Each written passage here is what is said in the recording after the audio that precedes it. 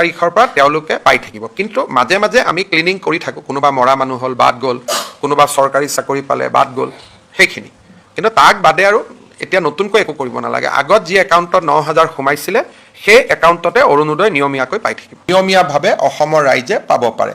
বিধানসভাৰ অধিৱেশন এখন আহ্বান কৰিবলৈ এমাহৰ নটিচ লাগে গতিকে আজি ৪ তাৰিখ ৬ জুলাইত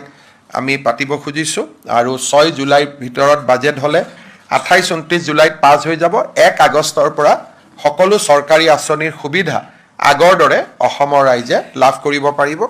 ৬ জুলাইত আমি পূৰ্ণাংগ বাজেট অধিৱেশন পাতিছোঁ ২১ দিনৰ বাজেট অধিৱেশন হ'ব আৰু পৰৱৰ্তী সময়ত আমাৰ ১ আগষ্টৰ পৰা প্ৰতিখন চৰকাৰী আঁচনিয়ে আমি নিয়মীয়াকৈ পৰিচালনা কৰিবৰ বাবে সুবিধা পাম সংক্ৰান্তত আৰু এটা সিদ্ধান্ত হয় এডুকেশ্যনত স্কুলসমূহত যিবিলাক চতুৰ্থ শ্ৰেণীৰ কৰ্মচাৰীয়ে কাম কৰি আছে তৃতীয় শ্ৰেণীলৈ তেওঁলোকে প্ৰমোচনৰ সুবিধা পায় ৰুলখন নোহোৱাৰ কাৰণে সুবিধা পোৱা নাছিল আজি আমি তাৰো ৰুলখন বনাই দিছোঁ যাতে চতুৰ্থ শ্ৰেণীত কাম কৰি থকা কৰ্মচাৰীসকলে তৃতীয় শ্ৰেণীলৈ পদোন্নতি হোৱাৰ সুবিধা কৰিব লাগে ডাক্তৰ হৈ IAS অফিচাৰ হৈ IPS অফিচাৰ হৈ আমি তেনেকৈহে অসমীয়াগিৰি কৰিব লাগে আজি অসমীয়াগিৰিৰ আটাইতকৈ ডাঙৰ উদাহৰণ হ'ল আমাৰ চেল্ফ হেল্প গ্ৰুপৰ আই মাতৃসকল কেনেকৈ অসমীয়া জাতি উঠিব লাগে আজিতো আমাৰ মহিলাসকলে দেখুৱাই আছে দিনে ৰাতিয়ে কাম কৰি আৰু তেওঁলোকৰ নামতো কোনোবাই গান বনাই দিয়ে মই দুই এটা আপোনালোকে দেখিব ইনষ্টাগ্ৰাম বা ছ'চিয়েল মিডিয়াত গান ঘূৰি আছে মানে মহিলা কেইগৰাকীক মানে ইটিকিং কৰি কিন্তু তেওঁলোকে মহিলাসকলে ইমান দিনে ৰাতিয়ে কষ্ট কৰি আছে তেওঁলোকেহে অসমীয়াগিৰি কৰি আছে কোনোবাই পিঠা বনাইছে কোনোবাই তেল বনাইছে কোনোবাই গছ ৰুইছে সেইবিলাকত আমাৰ চকু নাই খালি এই কামটোতে কিবা এটা হ'লেই অসমীয়া বিহাৰী অসমীয়া বঙালী মই এতিয়া পশ্চিমবংগত গৈছোঁ কিমান সন্মান দিছে তেওঁলোকেতো একবাৰো কোৱা নাই ই অসমীয়া আহিলে ক'ৰ পৰা বুলি মই পশ্চিমবংগৰ ইলেকশ্যন কেম্পেইনত অসমৰ মুখ্যমন্ত্ৰী হিচাপে গৈছোঁ কিমান সন্মান দিছে বঙালী মানুহবিলাকে তেওঁলোকেতো কোৱা নাই অসমীয়াটো ক'ৰ পৰা ওলাল বুলি ইমান ডাঙৰ ডাঙৰ ৩০,০০০ ৫০,০০০ গেডাৰিং মানুহ মোৰ পৰা আহিছে আৰু আপোনালোকে জানিব আপোনালোকে টেপ এটা মোৰ ফেচবুকত চাব এইবাৰ পশ্চিমবংগত যিমান ইলেকশ্যন কেম্পেইন হৈছে চব অসমীয়া গান বজাই নাচিছে আমাৰ লগত চব জেগাত শিলিগুৰিৰ দৰে জেগাত আমাৰ আকৌ এবাৰ মোদী চৰকাৰ আমাৰ যিমান গান আছিলে চব অসমীয়াত বজাই বজাই গাইছে আহিছে আহিছে এইবিলাক গোটেই আৰু অসমৰ বাহিৰত এতিয়া অসমীয়াৰ বহুত সন্মান হৈ গ'ল টেক্সিৱালা ৰিক্সাৱালা চবেই অসমীয়াক সন্মান কৰে ইয়াৰ ভিতৰত এটা গ্ৰুপ বহি আছে যাতে অসমক বদনাম কৰিব পাৰে তেওঁলোকে বুজি নাপায় যে এজন বিহাৰী ভাষিক হিন্দী ভাষিক কথা কোৱাৰ লগে লগে গোটেই মধ্যপ্ৰদেশ ৰাজস্থান উত্তৰ প্ৰদেশত কাম কৰি থকা অসমীয়া মানুহবোৰ ভালনাৰেবল হৈ নাযায় জানো তাতে যদি এটা অসমীয়া ল'ৰা কোনোবাই তই ইয়াত কৰিছ মই তোক কৰোঁ বুলি কৰি দিয়ে তেওঁলোকৰোতো নিৰাপত্তাৰ দায়িত্ব আমাৰ ওপৰত আছে নে নাই ২৫ লাখতকৈ বেছি ল'ৰা ছোৱালী আছে গতিকে এই কাজিয়াটো কেতিয়া হয় মই পুৰা মোৰ ষ্টাডি কৰোঁ নলবাৰী আৰু গোৱালপাৰা হোৱাৰ কাৰণেহে এই আৰ্যনগৰটো হ'ল ডাইভাৰ্ট কৰাৰ কাৰণে যদি নলবাৰী আৰু গোৱালপাৰাৰ ঘটনা নহ'লহেঁতেন আৰ্যনগৰ নোলালেহেঁতেন আৰু সব একাংশ মানুহে সব হিন্দু নাম লৈ লৈ অসমীয়া মানুহ লৈ ফলছ ছ'চিয়েল মিডিয়া একাউণ্ট বনাই ৰাখি থৈ দিছে আৰু এইবিলাক কৰি ফুৰে সেইকাৰণে এইবাৰ যে ইলেকশ্যনত ছ'চিয়েল মিডিয়াটো ফিল্ডত আপোনালোকে দেখা নাপালে কিয় দেখা নাপালে কাৰণ আধা ছ'চিয়েল মিডিয়াত শ্বেডো একাউণ্ট লৈ চলি আছে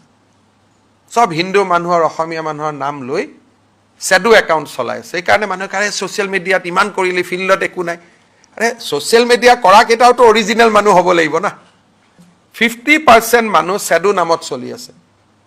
নাম এটা টাইটেল এটা বেলেগ বড়োলেণ্ডত যদি গণ্ডগোল কৰিব লাগে নামটোত লিখি দিব অসমীয়া বৰাকত যদি গণ্ডগোল কৰি ল'ব লাগে নামটো লিখি দিব বঙালী লগে লগে ৰাতিয়ে একাউণ্ট বনি যায় অকল এই কথাবোৰ লিখিবৰ কাৰণে সেইকাৰণে আমি খুব সাৱধানে থাকিব লাগিব এটা অসম বহুত আগবাঢ়ি গ'ল মই এটা টাটাৰ দৰে আৰু ২-৩টা ইণ্ডাষ্ট্ৰী আনিব লাগি আছোঁ কিন্তু ইয়াতে যদি আৰু অসমীয়া বিহাৰী লগাই দিয়ে যিমান মানুহ বাহিৰৰ পৰা আহিব দিল্লীৰ পৰা আহিব চবতো হিন্দী ভাষী হ'ব হিন্দী ভাষীৰ লগত যুঁজি আমি পাৰিম নেকি যিমান অফিচাৰ আহিব এইটো হিন্দী ভাষী আহিব আনলেছ অসমীয়াই ১০০জন IAS অফিচাৰ প্ৰতি বছৰত সৃষ্টি নকৰে সেইটো কম্পিটিশ্যন কৰিব লাগে না প্ৰত্যেকজন মিলিটাৰী লেফটেনেণ্ট জেনেৰেল এইটো হৈছে হিন্দীভাষী আহে ইয়াত হিন্দীভাষী গালি পাৰ লগে লগে আৰ্মিৰ লগত কথাই পাতিব নোৱাৰা হৈ যাওঁ ইয়াত কথা পতাৰ লগে লগে মই চিফ ছেক্ৰেটাৰী আমাৰ অফিচাৰখিনিৰ লগত কথাই পাতিব নোৱাৰা হৈ যাওঁ চবেইতো হিন্দীভাষী সেইকাৰণে এইবোৰ হ'ল গোৱালপাৰা আৰু ধুবুৰীৰ ঘটনাটোক নিউট্ৰেলাইজ কৰাৰ কাৰণে আৰ্যনগৰৰ ঘটনা ঘটিছে আৰু যিবোৰ মানুহ নলবাৰীত যোৱা নাছিল তেওঁলোক আৰ্যনগৰত আহিছে এইকেইটা পেপাৰত চাব এইকেইটা ছ'চিয়েল মিডিয়াত চাব আৰু আৰ্যনগৰত যোৱা মানুহখিনিক চাব তেওঁলোক নলবাৰীত যোৱা নাই গৈছিল নেকি জয়ন্ত নলবাৰীত যোৱা নাই তাৰমানে ছোৱালীজনীৰ জীৱনটোক লৈ তেওঁলোকৰ কোনো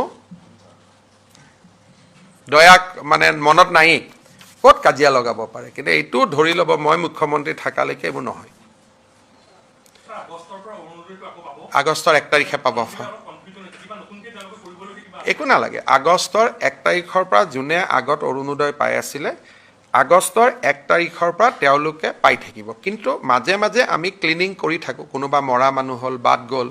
কোনোবা চৰকাৰী চাকৰি পালে বাদ গ'ল সেইখিনি কিন্তু তাক বাদে আৰু এতিয়া নতুনকৈ একো কৰিব নালাগে আগত যি একাউণ্টত 9,000 সোমাইছিলে সেই একাউণ্টতে অৰুণোদয় নিয়মীয়াকৈ পাই থাকিব নহয় অকণমান অখিল গগৈ ডাঙৰীয়াই যেতিয়া ইলেকশ্যনৰ কাউণ্টিঙৰ দিনাখন আমি তেওঁক ছিকিউৰিটি দিছিলোঁ কুশল দুৱৰীকো দিছিলোঁ অখিল গগৈকো দিছিলোঁ পিছত ছিকিউৰিটি উইড্ৰ হ'ল কিন্তু অখিল গগৈ ডাঙৰীয়াই আৰক্ষীক জনাইছিলে যে মোৰ ছিকিউৰিটিটো ৰাখিব লাগে মই গম পোৱা নাছিলোঁ যেতিয়া মোক IGPয়ে ক'লে যে এনেকুৱা ৰিকুৱেষ্ট এটা আছিলে তেতিয়া ছিকিউৰিটিটো দি দিছোঁ কাৰণ তেওঁলোকৰ কিবা মনত থাকিব পাৰে নহ'লে আকৌ কিবা এটা হ'লে মোৰ গাতে বদনাম হ'ব চাওক আমাৰ ইনফৰমেশ্যন নাই কিন্তু তেওঁ যিহেতু এজন বিধায়ক আৰু তেওঁ যিহেতু কৈছে যে গান লৈ ঘূৰি আছে সেইকাৰণে বিধায়কজনৰ কথাটো আমি অস্বীকাৰ কৰিব নোৱাৰোঁ সেইকাৰণে আমি ছিকিউৰিটিটো বঢ়াই দিছোঁ কাৰণ আমাৰ কাৰণে তেওঁৰ জীৱনৰ মূল্য আছে তেওঁ এজন সন্মানীয় বিধায়ক গতিকে এইটো মানে এটা ৰুটিন প্ৰচেছ তেতিয়া তেওঁ দুদিন পিছত ইমান পুলিচ থাকিলে লগত বেয়াই লাগে দুদিন পিছত তেওঁৱে ক'ব যে মোৰ পৰা গুচাই দিয়ক বুলি এইবোৰ কাৰণ পুলিচ ইমান লগত থাকিলে প্ৰাইভেচি বোলা বস্তুটোৱে নোহোৱা হৈ যায়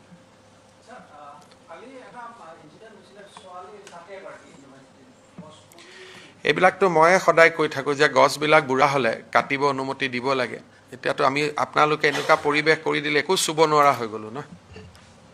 এতিয়া যোনে গছ কাটাৰ বিৰুদ্ধে আন্দোলন কৰে তেওঁলোকে আজি ফেচবুক দি আছে গছবিলাক ভাল কৰি ৰখা নাই এতিয়া এইটো এটা প্ৰচেছ যে কিছুমান গছ যেতিয়া বিপদজনক অৱস্থালৈকে আহে সেই গছটো আমি কাটিব লাগিব কাটিলে মানুহ কিছুমান ওলাই আহে বিপদজনক গছ আজি দীঘলী পুখুৰীটো যিকেইডাল গছক লৈ আন্দোলন কৰিলে 10 বছৰ পিছত সিও বাগৰিব কাৰণ এটাতো তাৰোতো জীৱনকাল আছে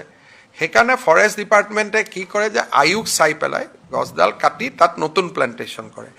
কিন্তু ইমান হুলস্থুল হৈ যায় এতিয়া কালিও চাবুৱাৰ ছোৱালীজনীৰ মৃত্যু হৈছে দুখজনক সেই গছডাল কাটিব লাগিছিলে আগতে কিন্তু কাটাৰ কাৰণে পৰিৱেশটো নাই নহয় আচ্ছা এতিয়া আপুনি এটা ছ'চিয়েল মিডিয়াত অলপ লিখক যে মহানগৰীত বিপদজনক গছবিলাক চৰকাৰে কাটিব লাগে কিয় কাটা নাই বুলি তেতিয়াহ'লে মই কাটি দিম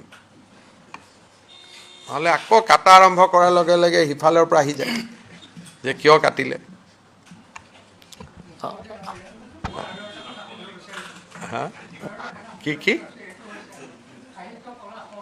কথা পাতিলে আপোনাৰ লগত জয়ন্তই ভাল কৰি পদ্মদাক অফিচত বহাই লওক পদ্মদাৰ গোটেই সমস্যাখিনি এবাৰ বাজেটত কমপ্লিট কৰি দে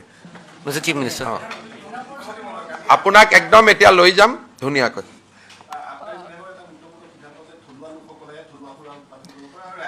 আমি কৰিছোঁ কি মাজতে যিখিনি জনজাতি লোকৰ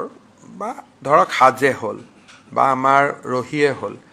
কিছুমান ব্যৱসায়ীয়ে ইয়াক বিক্ৰী কৰা আৰম্ভ কৰিছে সেইকাৰণে আমি কৈছোঁ যে নহয়